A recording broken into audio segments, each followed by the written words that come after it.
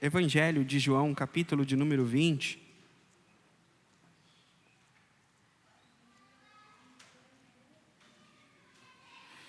Glória a Deus.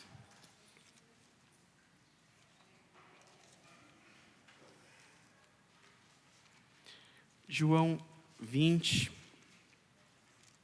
versículo número 26.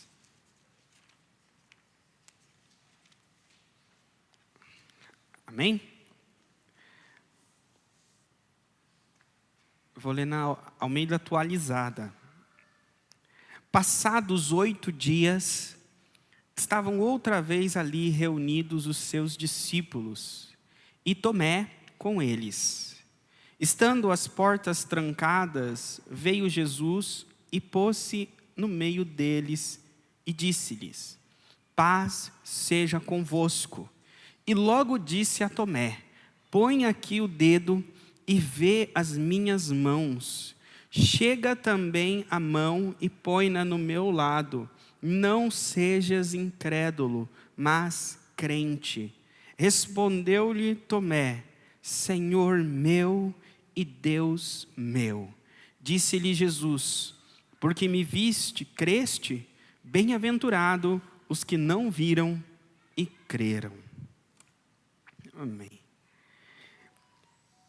Irmãos, às quartas-feiras estamos falando da importância da manifestação da presença de Jesus. Eu comecei falando para vocês em Atos, capítulo 1, versículo 3, que Jesus deu provas indiscutíveis que ele estava vivo. E essas provas indiscutíveis de que Jesus está vivo é que nós precisamos hoje. Precisamos viver uma vida cristã que nós temos certeza que o nosso Jesus está vivo e que Ele é o mesmo ontem, hoje e eternamente. É só assim que nós temos fé que não existe um problema insolúvel. É só assim que nós podemos passar o que for durante o dia, durante as noites, no trabalho, no casamento, no ministério, e nós temos certeza de que o Jesus está vivo, que Ele tem poder para agir, que nada é impossível para Ele, então há esperança. Não sei o que você está passando e você também não sabe o que eu estou passando, mas é comum acordo entre eu e você que Jesus está vivo. Então, que podemos crer, tem esperança. E eu vim falando para vocês como a manifestação da presença de Jesus, ela muda, ela altera a nossa visão, ela altera a nossa fé, ela muda o nosso comportamento. Semana passada nós vimos como a presença de Jesus, que se manifestou dentro daquela casa onde os discípulos estavam reunidos com medo dos judeus. E Jesus se põe dentro da casa e diz: paz seja convosco. E vimos que a manifestação da presença de Jesus mudou o ânimo dos discípulos do medo para a coragem, para a fé, para a paz. Então a presença de Jesus, ela muda o nosso espírito, ela muda o nosso interior. E hoje nós vamos ver a continuação deste texto. Vimos na semana passada como a presença de Jesus mudou do medo para a paz. E hoje nós vamos ver como ela muda da dúvida para a paz, da dúvida para a fé. Nós vimos na semana passada que os 11 discípulos estavam reunidos. E era no domingo, no mesmo dia em que Maria viu Jesus logo de manhã, quando foi no sepulcro. E no cair da tarde, 2 discípulos no caminho de Emaús falaram com Jesus e encontraram com Ele. E à noite eles comeram com Jesus. E nesse mesmo dia, no fim da noite, Jesus aparece em Jerusalém, dentro da casa para os 11 discípulos. E quando Jesus entra dentro da casa, os discípulos estavam isolados. Vocês lembram que eu falei sobre aqueles que se isolam? Eles estavam lá isolados, com medo. E Jesus, ele ele entra dentro da casa sem bater na porta. Lembra que eu falei que eu estou à porta e bato, se alguém ouvir a minha voz e abrir a porta? Esse texto, Jesus não bate na porta. Esse texto, ele simplesmente entra dentro da casa, porque os discípulos estavam lá com medo. E quando ele entra dentro da casa, ele fala 2 vezes, olha, paz seja convosco. A primeira vez que ele fala, ele mostra para ele as mãos e o lado. E aí ele repete a segunda vez, paz seja convosco. E eu até disse para vocês na semana passada, os discípulos viram que Jesus mostrou a mão e o lado, e depois, provavelmente, quando Tomé chegou, eles disseram, você perdeu, você não estava aqui.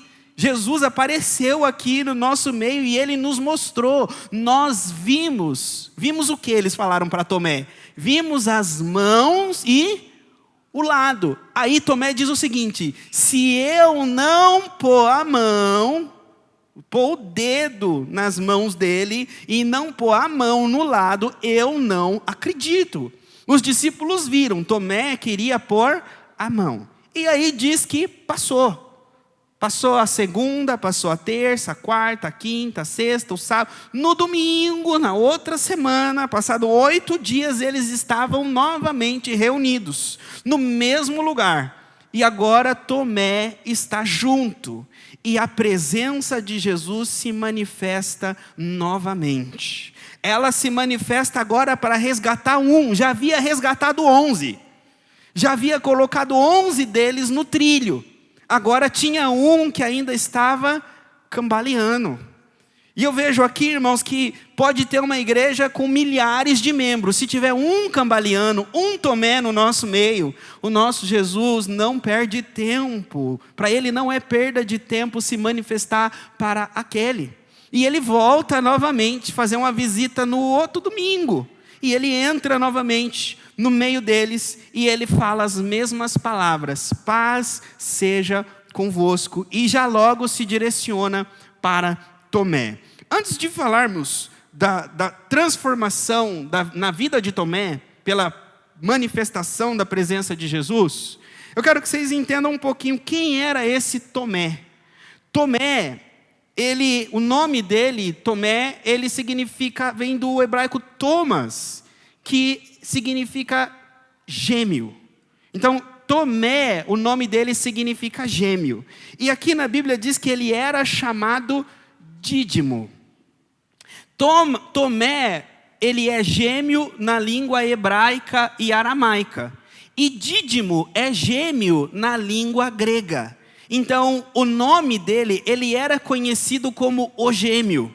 Por exemplo, Judas, havia muitos Judas, mas a Bíblia diz que aquele que traiu Jesus era porque ele era da cidade de Iscariotes.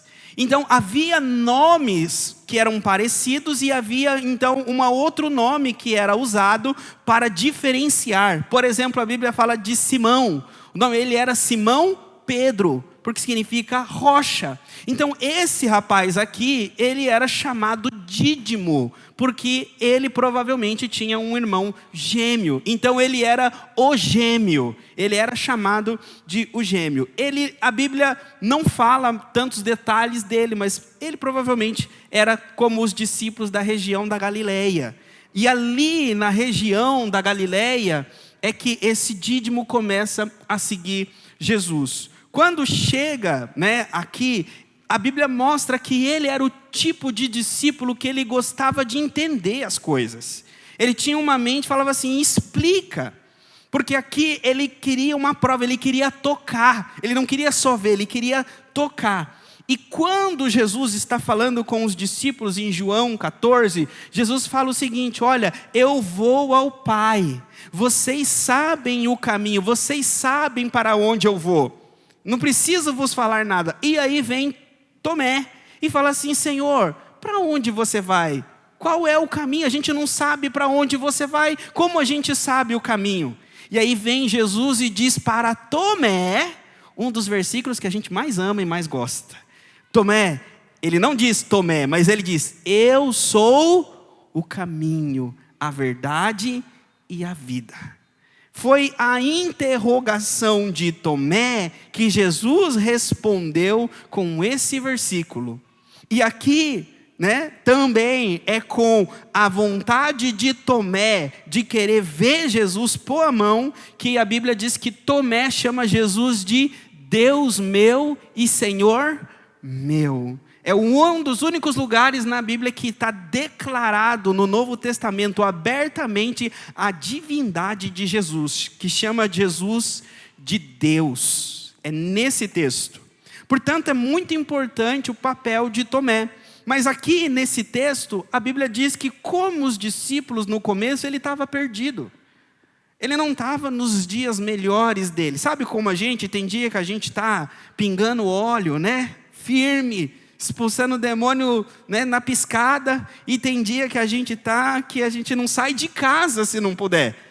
E aqui Tomé estava nesses dias mais baixos. Por quê? Porque como os discípulos, as coisas não estavam indo bem. Jesus havia sido morto pelos líderes, Parece que a esperança havia se perdido, ele havia sido enterrado.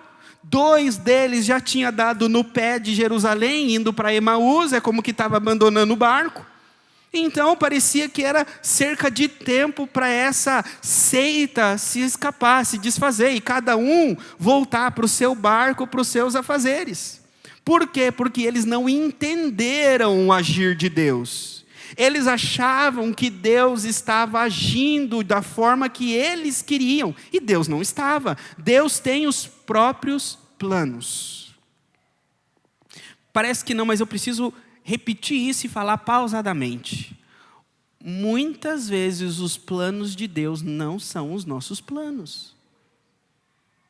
E nós nos frustramos quando as coisas dão errado na nossa vida. E nós achamos que Deus não nos ama. Nós achamos que alguma coisa está errada na nossa vida. Mas, na verdade, só não era plano de Deus, porque o plano de Deus englobava aquilo que os discípulos não podiam saber, controlar. Os planos de Deus são maiores do que os nossos. Então, às vezes, se frustram os nossos planos para se fazerem cumprir os planos de Deus. Mas por que os nossos planos se frustram? Porque nós criamos expectativas erradas. O que frustrou os planos dos discípulos não foi porque o plano de Deus não era o plano deles. Significa que eles vieram seguir Jesus e cada um deles tinha agenda própria. Eles queriam que Israel fosse restaurada. Eles queriam que Jesus fosse o rei. E Jesus, mostrou para eles, mas eles tiveram dificuldade de ver, de acreditar, que esse não era o plano dele. Ele não veio para ser o rei. Ele não veio para vencer naquela hora. Ele veio por outra coisa. E às vezes é isso que acontece na nossa vida. A gente aceita Jesus, a gente vem para a igreja e a gente fala assim, poxa, o pastor prega desse Jesus que tem poder para todas as coisas, o pastor fala desse Deus que está no controle de tudo, então vai dar tudo certo. Ó, Senhor, é só o Senhor fazer assim, é só o Senhor só fazer aqui, aí eu oro para o Senhor mudar aqui, eu oro para o Senhor fazer aqui, e está feita, a minha vida vai mudar, daqui 5, 10 anos, só eu continuar indo no culto, dando meu dízimo, e maravilha, o Senhor vai fazer. E aí, você continua indo no culto, dando o seu dízimo, e as coisas não vão acontecendo. Por quê? Porque eram seus planos, não eram os planos de Deus. Eram o que você queria para a sua vida, era o que você queria, não era o que Deus queria. Aquilo que Deus quer é melhor do que a gente quer. Aquilo que Deus tem para nós é muito melhor daquilo que nós temos para nós. Talvez a gente não vê, não entende agora, mas é o que a Bíblia diz. Então, Tomé estava nesse meio, estava abatido, as coisas não estavam indo do jeito que ele esperava. E o que aconteceu? No domingo ele não estava no culto. Domingo estava os 11 e Tomé não estava. Aqui a gente vê um outro sinal, outro que se isola. Quando a gente vê aqui um discípulo que as coisas não estão indo bem na vida dele, e a primeira coisa que ele faz é faltar no culto. Ele não estava com os 11. Ele estava abatido, estava longe, estava em outro lugar. Então, vemos aqui um discípulo que estava com o coração em dúvida, achando que tinha tudo perdido e não estava mais andando em comunhão com o povo de Deus. Às vezes, a gente perde uma manifestação da presença de Jesus porque a gente está afastado da comunhão com a igreja, está afastado da comunhão com o povo de Deus. Jesus continua. Ele pode se manifestar na sua casa, na minha casa, mas a Bíblia mostra aonde estão 2 ou 3 reunidos em meu nome. Parece que Jesus dá prioridade para onde tem mais discípulos, não parece? Eu não estou dizendo que Jesus dá prioridade onde tem mais gente, que gente não significa discípulo. Jesus dá prioridade aonde estão os discípulos. Então, às vezes a gente se isola dos discípulos de Jesus, acreditando que um culto de internet, que uma vida que Jesus me ama, que Jesus me vê, que Jesus está comigo na minha casa, mas Ele me vê aqui, Ele se manifesta aqui e anda longe do corpo, longe do aprisco. Se a Bíblia diz que as ovelhas ouvem a voz dele, e ele vai reunir as ovelhas afastadas, isoladas no aprisco, então a vontade de Jesus é a união. Então, para provarmos dessa manifestação, precisamos andar em unidade. A igreja ela é mais forte quando ela está unida, quando ela está junta. Separados, nós somos, vamos dizer assim, estamos à mercê do diabo. Quando uma ovelha está afastada, está longe, isolada, espiritualmente isolada, emocionalmente isolada do corpo, ela está ali para o diabo pegar ela. O lobo, o inimigo está em volta querendo devorá-la. Então, Tomé estava aqui isolado. Quando os discípulos chegam para Tomé e falam, olha, nós vimos Jesus. Tomé diz, eu não acredito, se eu não colocar o dedo, se eu não pôr a mão, eu não acredito. E sabe o que é interessante aqui, irmãos? A Bíblia diz que os apóstolos, os discípulos, disseram para Tomé. Disseram. Dizer é de falar, pregar, testemunharam.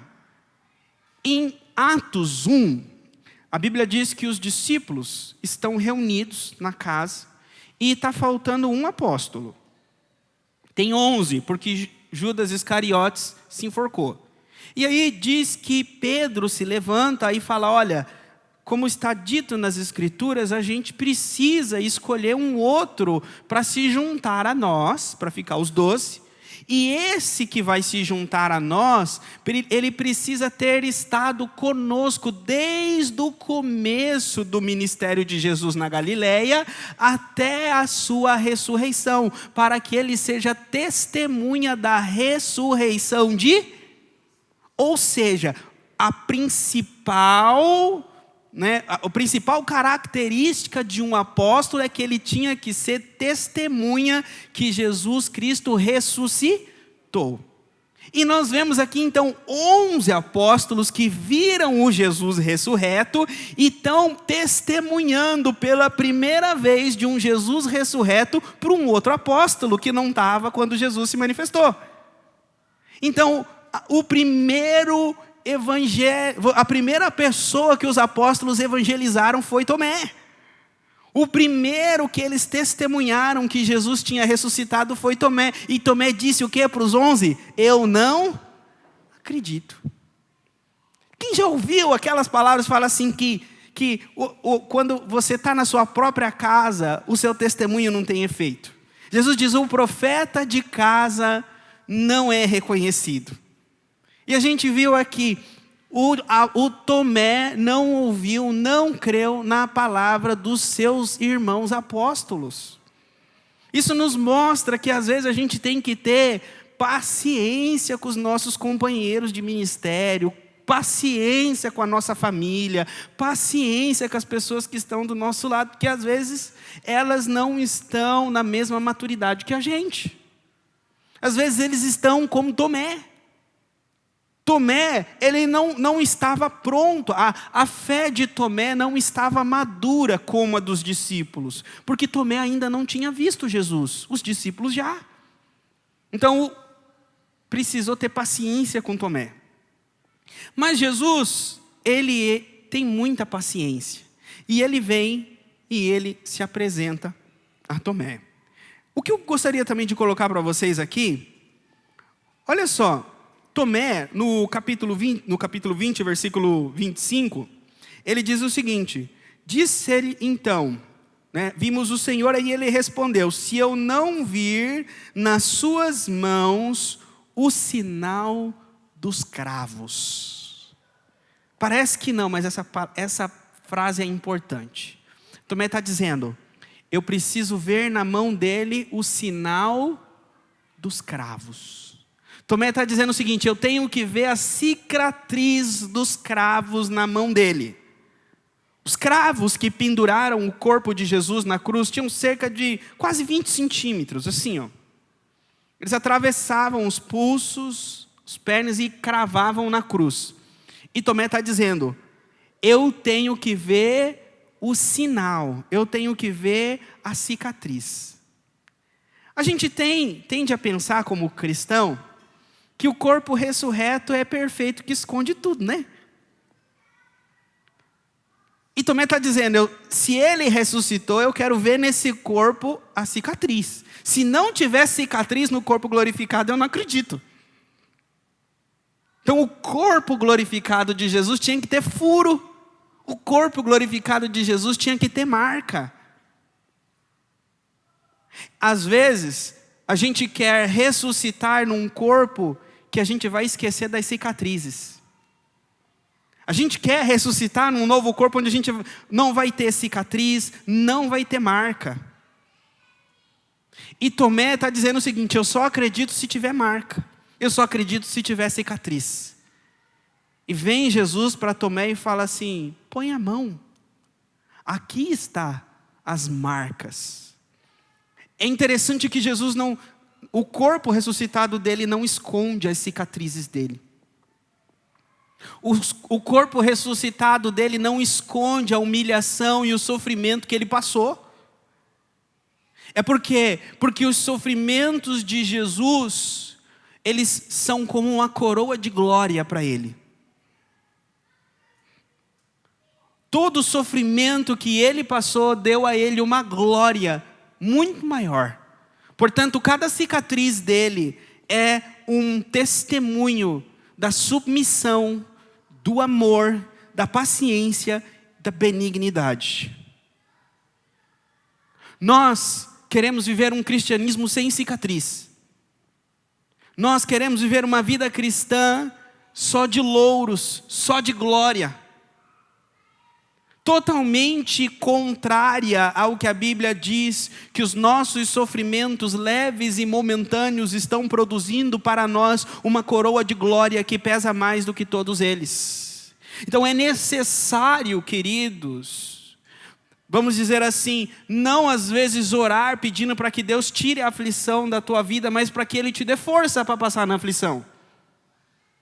Para que Ele te fortaleça para passar nessa aflição, para que Ele te dê sabedoria, que essa aflição não seja causada pela tua ignorância, não seja causada pela sua insensatez, não seja causada pela sua imaturidade, mas que se for uma provação que vai trazer glória para Deus e para o reino dEle, que Ele te dê graça para passar por essa tribulação, e que lá no céu, quando você receber o seu corpo glorificado, você vai ter as marcas dessa tribulação, as marcas.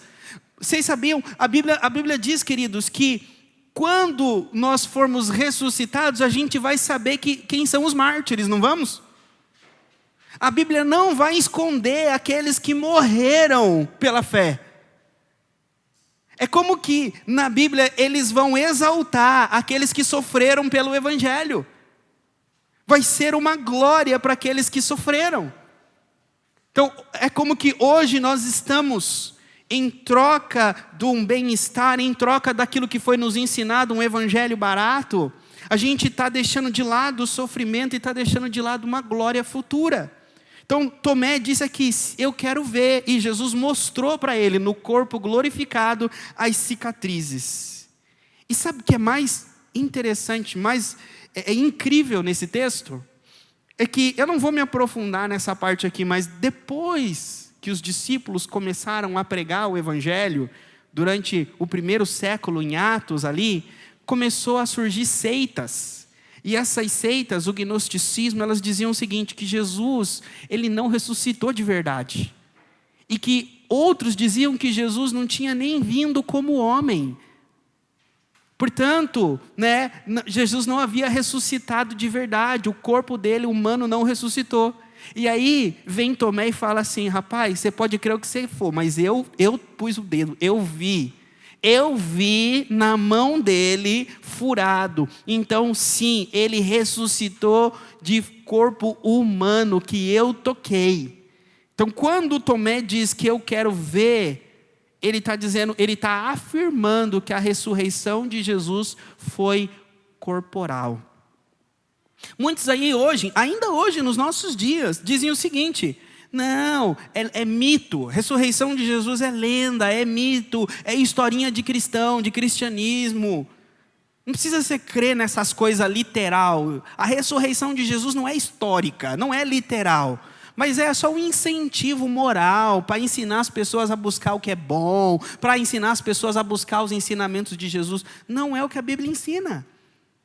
A Bíblia está dizendo que o homem, ele viu esse homem ressuscitado e com as marcas nas mãos. E aí, vocês vão lá para Lucas 24, Jesus chega no meio deles, ressurreto, e eles ficam embasbacados, olhando, é um fantasma, quem é esse? E aí Jesus fala o seguinte, deixa eu mostrar para eles que eu sou eu mesmo, que eu sou homem. O que tem para comer aí? Deixa eu encher minha barriga, deixa eu mostrar para eles que eu como, que eu não sou um fantasma, que eu não sou um espírito. O que isso tem a ver com a tua vida? Queridos, é um Jesus de verdade que ressuscitou. Não é uma história, não é um conto, é literal. Se literalmente ele ressuscitou, literalmente você vai ressuscitar também. Tudo o que aconteceu com ele vai acontecer com a gente. Então, quando Jesus manifesta aqui para Tomé, ele mostra esse evangelho, ele mostra essa realidade. E aí, diz aqui que Tomé, ele vem, a Bíblia não diz, talvez aqui, eu falei aqui, mas a Bíblia não diz. A Bíblia não diz que Tomé tocou. A Bíblia diz que Jesus falou para Tomé o seguinte, põe a mão. Jesus aparece para ele e fala, olha, põe o dedo na minha mão, põe a mão no meu lado. Coloca, por favor, esse versículo. Acho que é o 26 ou 27. E logo disse a Tomé, põe aqui o dedo e vê as minhas mãos. Chega também a mão e põe no meu lado. Não seja incrédulo, mas crente. Aí olha o outro versículo. Respondeu-lhe Tomé, Senhor meu e Deus meu. A Bíblia não diz que fala, Tomé foi, pôs e creu. A Bíblia simplesmente diz que depois que Jesus falou essas coisas, ele disse isso, Senhor. O que pode ser é que Tomé não precisou pôr a mão. Quando Jesus apareceu e mostrou para ele, falou, você quer pôr a mão? Tomé falou assim, eu não preciso nem pôr a mão. Já estou vendo, agora eu creio. E aqui, Jesus está ensinando a gente o seguinte, vocês vão evangelizar pessoas não crentes, e às vezes crente, que eles precisam de provas. Me mostra que Jesus ressuscitou. Me mostra na história, me mostra nos livros, me mostra na ciência. E às vezes a gente não tem paciência com essas pessoas. A gente fala assim, você vai para o inferno, você está duvidando da palavra, você está duvidando de Deus. A gente não tem paciência com eles. E a gente vê que Jesus tinha paciência. Aqueles que queriam mais provas, Jesus dizia o seguinte, você quer mais provas? Eu te dou. Você quer? Eu não só mostro para você, mas eu deixo você tocar. E aí, esse que duvidava falou assim: olha, as provas que você me deu já é suficiente, eu não preciso nem tocar. Você já me convenceu. E sabe o que a Bíblia está ensinando para a gente? É que quem tem dúvida do nosso Jesus, a gente fala o seguinte para ele: vai a fundo, meu irmão, pesquisa, vai atrás, pede para ver, pede para tocar. Por quê? Porque eu não tenho medo. Se você for fiel às suas pesquisas, você vai ver que ele ressuscitou. Se você for fiel às suas buscas, a pesquisa, a tua dúvida não vai te afastar de Jesus, mas vai te levar para o colo dele. Só se afasta dele quem pesquisa para se afastar. Agora, quem pesquisa para achar, encontra. Quem busca para encontrar, acha. Portanto, não tenhamos medo. A nossa fé está muito bem fundamentada. Na ciência, na história, nós não temos medo. Não sei se vocês sabem, mas a Bíblia foi o livro mais escrutinado na história. E é o livro mais vendido até hoje na história. Se eu não me engano, um francês chamado René Descartes, ele queria de todo jeito desprovar a fé, e Deus ele disse o seguinte: olha, a Bíblia vai ser um livro obsoleto, ninguém mais vai seguir a Bíblia agora que o iluminismo veio. Ele morreu, a casa dele virou uma sociedade bíblica que imprime Bíblia, e a Bíblia está sendo vendida até hoje. Então essa é a prova de que a Bíblia ela é poderosa, a palavra de Deus é poderosa por si só. Uma vez perguntaram para Spurgeon como que ele defendia a fé dele, como que ele defendia a Bíblia. Ele falou assim: eu não preciso defender a minha fé.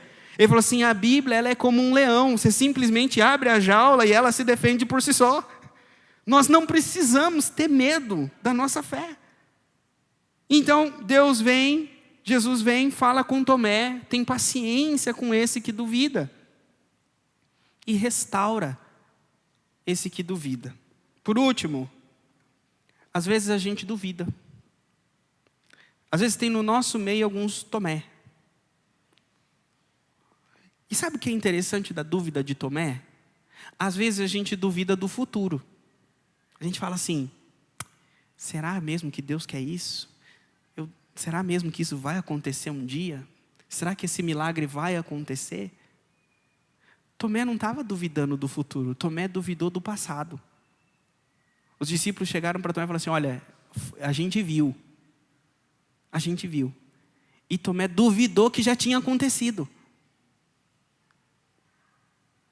E nós, como Tomé, às vezes duvidamos que Deus já nos deu a vitória, que a ressurreição de Jesus já venceu. Nós duvidamos da palavra. Coloca, por favor, Salmos capítulo 22, 16. Salmo 22 fala do Messias ressuscitado, da promessa. Aí diz assim, cães me cercaram, uma súcia de malfeitores me rodeia. E aí diz lá no Salmos 22, 16, transpassaram-me as mãos e os... Aqui está falando do Messias. Aí Jesus vinha falando para Tomé: olha, eu sou o Messias, eu sou o Messias. Aí o que fizeram com o Messias de Tomé? Transpassaram as mãos e os pés dele. Tomé sabia desse versículo. Mas falou assim, se esse que transpassar as mãos e os pés, eu não pôr a mão nas mãos transpassadas e nos pés transpassados, eu não acredito. É como que às vezes a gente lê a Bíblia que diz assim: eu sou contigo, tenha fé, ande firme. E a gente fala assim: olha, se eu não pôr a mão no dinheiro na minha mão, se eu não pôr a mão no exame, está escrito ali que eu não tenho mais, se eu não ver com os meus olhos, eu não acredito. Creia na palavra.